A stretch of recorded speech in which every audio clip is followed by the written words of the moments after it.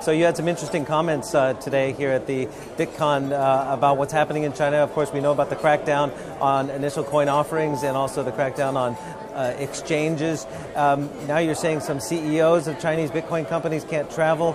What are you hearing on the ground about the state of disruption right now? Within China, everything is extremely uncertain. Any officer of any cryptocurrency exchange in China may not leave. Okay, they're not being arrested at the airport, but they've been told privately that they should stay in Beijing. The rest of the world is in chaos, of course, because no one knows what's coming next. I mean, are they going to ban mining? That would be extremely disruptive to the Chinese economy and to the world. A lot of the Bitcoin mines globally are in China.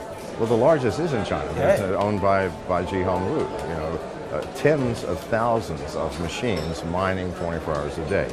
And those coins are staying in China. So I do not think that will happen. And I truly believe that the Chinese government is a very rational government, and in the long run will come back and legalize ICOs with certain legislative restraints that will legalize exchanges, again, with controls. Because what's happened, people have taken advantage of China.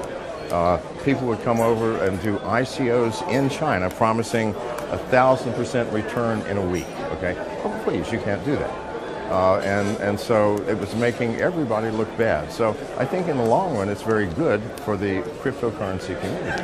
But do you think there will be too much regulation? Are more governments going to over-regulate and crack down? Because you've heard all the arguments. There's no intrinsic value, et cetera, et cetera. Yeah, well, of course they will. But this will be a seesaw effect.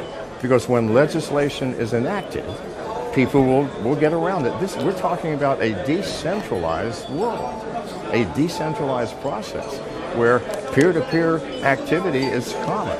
You cannot legislate that. Well, you can, but then how are you going to enforce it? You'd have to have an enforcer in everybody's home. Well, we can't do that.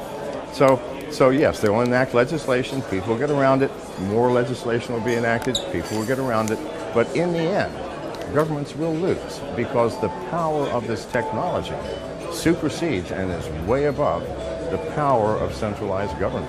Now, I know you're on record as saying you expect significantly higher prices. We saw this dip after the China crackdown, right, but it's already coming back up. It's already come back to 4,000. Okay, it was at 4,000, and it was not just China. It was Jamie Dimon of JP Morgan. Well, he called it a fraud, fraud. Right? Well, I went on right after him and said, please, sir, wake up. Which is the fraud? Because it cost my company over $1,000 to create a Bitcoin. What does it cost to create a $100 bill? Please, your account's going to be $20,000. Do you see Hong Kong playing a significant role now that China is not necessarily playing in the game at this point? Hong Kong, a lot of cryptocurrency companies have started up here. Well, here's the problem with Hong Kong. It is still legally part of China, all right? And while China has had difficulty integrating it, if they choose, they could step here and collect me and everybody here. So I think Hong Kong, too close to China. You know, I'm thinking Switzerland, India, the Philippines, reasonable places. The world is a large place.